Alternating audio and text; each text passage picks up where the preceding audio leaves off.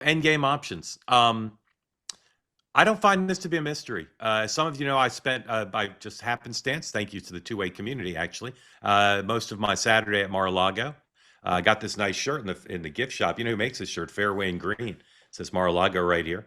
Fairway and Green, one of our sponsors here. Go to two-way.tv/fairway.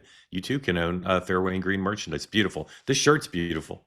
And I was happy to see it on sale there at Mar-a-Lago. Anyway, from my time at Mar-a-Lago, where the president was, and many of his top advisors for a national security team, they basically set up the Situation Room in Mar-a-Lago. Saturday night, there was a big dinner or a big meeting for a fundraiser for one of the president's political operations. There was also the regular members there having dinner on the patio inside, and then there was a giant wedding there. And in the midst of that, the president was conducting this operation. I don't think the end game is a mystery. People say, "What's the end game? What's the end game?" The end game is pretty clear. Now it's got two parts. There could be an end game involving regime change that happens with the secret help of the United States and Israel, but basically organic. Right? There could be a new government that has elections and totally transforms it. But the end game could be the model that they love at Mar-a-Lago and in the White House. The end game is replace a couple people in Venezuela. They replace two, and then negotiate and deal with the people who are there. Little trickier in Iran. They've already killed a bunch of people. But here is one of the smartest commentators you'll see on Squawk Box this morning, Brigadier General Mark Kim, who also is a senior State Department official, brilliant guy. He explained exactly what's going on here to a degree I haven't heard very many other places. Everybody listen closely to Mark Kim at 110, please. We certainly understand what endgame is, and that is, just like in the negotiations, no nukes, no proxies, and a reduced ballistic missile program, and we can work with the government regardless if it's the citizens rising up or whether it's regime 2.0. Look, LBJ had it right. They may be SOBs, but there are SOBs. And we're doing that now in Venezuela, and we're doing that in Syria. Those people don't love us. Darcy Rodriguez does not love us, nor does Ahmed al-Shara love us, but we can work together. And I believe that this war is going to end when Larijani or Pezeshkian come back to the negotiating table, meet the American objectives. We will help them with sanctions relief and economic support, and then we'll move on.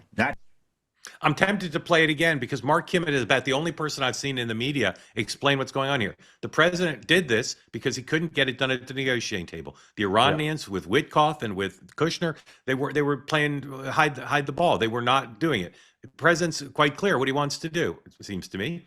No missiles, no nuclear, no proxy wars with terrorism. And if they can do it, as the president would say, the easy way or the hard way. If they want to come and do abject agreement on those things, he'll stop the bombing immediately. But until they do, he's going to get those things through destroying human beings, including some civilians, all the leaders, all their capability. Jaime, does that seem like it's the president's goal to you? And who would be against that goal? Yeah.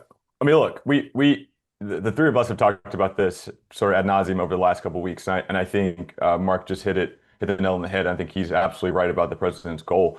I don't think that's the main issue for a lot of people. I think since it's so complicated in that region, we all can agree that we cannot have Iran grow its capabilities on the nuclear defense any more than they already have. And the president's been very clear about that since he came into office, even last year with that mini strike.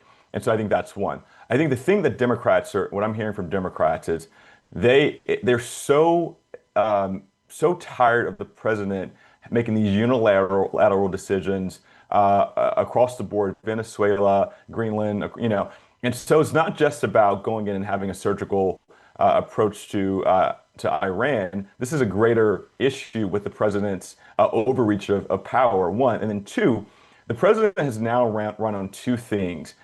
Lowering costs and no new wars. We have been lower costs, and we've been in several new wars over the past few months. And so I think from a rhetoric perspective, as we enter the midterms, this is going to be something that many Republicans, and I would love to hear Hogan's opinion on how MAGA is responding to this, but many Republicans have the answer to this. And this is yet another issue that the president's giving to his party that will not be cleaned up by the midterms. This is not something that we can just go in and pop in Iran and then pop out and not expect for there to be any long-term consequences. We got to think about this thing 10 years, 20 years down the road. And I'm not sure the president's doing that. Okay, we'll get to Mag in a second. Hogan, Yeah, okay. The yeah, long-term consequences, I think, is exactly why he had to go in there and do what he did. Because oftentimes, as we know throughout history, when you don't strike when you're supposed to strike, things happen subsequent that are quite damaging. Think about Bill Clinton having Osama bin Laden in his crosshairs and didn't take it. What happened after that? Obviously, we know with 9/11, those types of things happen all of the time unilaterally, and I get it because some people are saying, well, wait a minute, he didn't go to Congress. Okay. Do you know the last time that a president went to Congress and got them to declare war? It was World War II. Like, it's been a minute since they've gone. That doesn't mean it's right. Bush went for Iraq, Hogan. Go back and look at that, especially before. He did. But also, what does he have, 60 days to wage war? Is that right, Mark? Yeah. 60 days? Okay. Things probably going to be over in less than that. Okay. But Hogan, why wouldn't the president want Congress's support? I'm not saying he doesn't, but I mean, oftentimes when the intelligence you receive is there, you have to do it then. You don't have time to have conversations, especially with the goobs up on Capitol Hill who would leak it and mess it all up in the first place. But the objective here, I thought, was clear, and I think the person you just played, Kemet, just outlined it really well. No nukes, no proxies, and a greatly reduced ballistic missiles program. Okay, that's fine. And I don't think anyone is objecting to that. And Jaime, I think, is right. Large on the left, they say Iran's bad. They're a murderous, dictatorial, terrorist regime, ... But there's no justification for it. And it's like, wait a minute, you just justified it. That's right. Why they're the problem. And I often do find, and look, this is just the way politics works, especially in this town. Had this been a Democrat president who did this, we'd all be saying, on the right, this is a unilateral move. How dare they do it?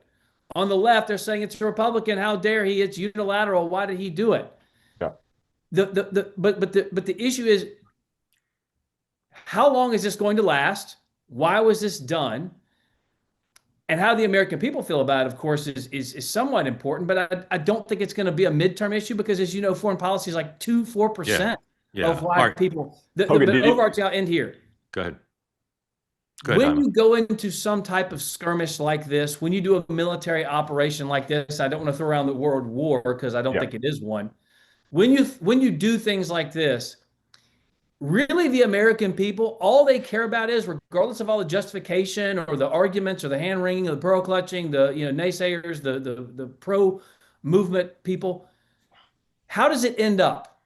If it ends up good, people are going to be for it. If it ends up badly, people are not going to be for it, and they're going to be angry about it. That's just a simple way to look at it. It's the most important thing anybody could say. It's too soon to say how this is going to play politically or substantively, and it will depend on how it goes. Yes. Well, do either of you guys think the president's going to spend any time this week trying to draw a bigger consensus around this, or you think he's just going to go Here's what's confusing to me.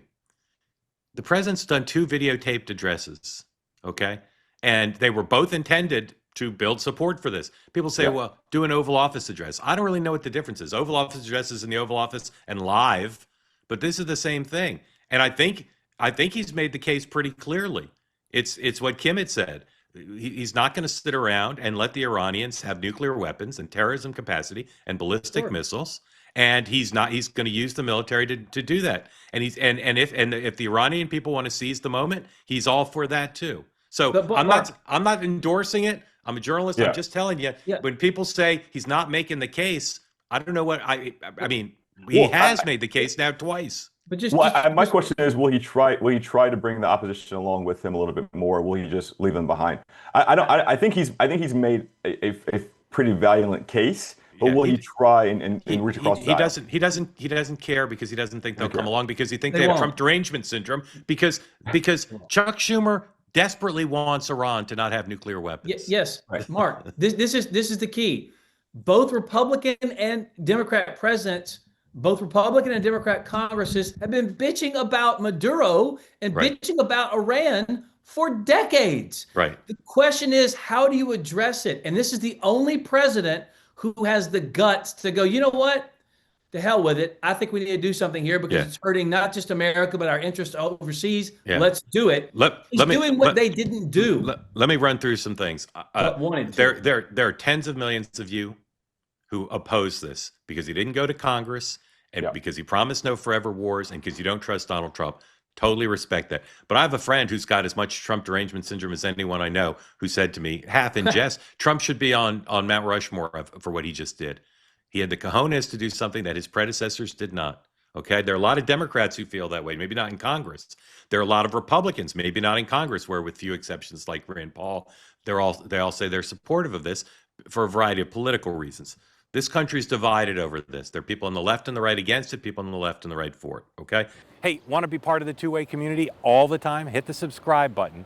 Great video clips like this, plus conversations like no other, full episodes and more, always available on this channel. You got to hit subscribe to never miss a thing. You can now listen to full episodes of The Morning Meeting and Two Way Tonight on Apple, Spotify, or wherever you get your podcasts.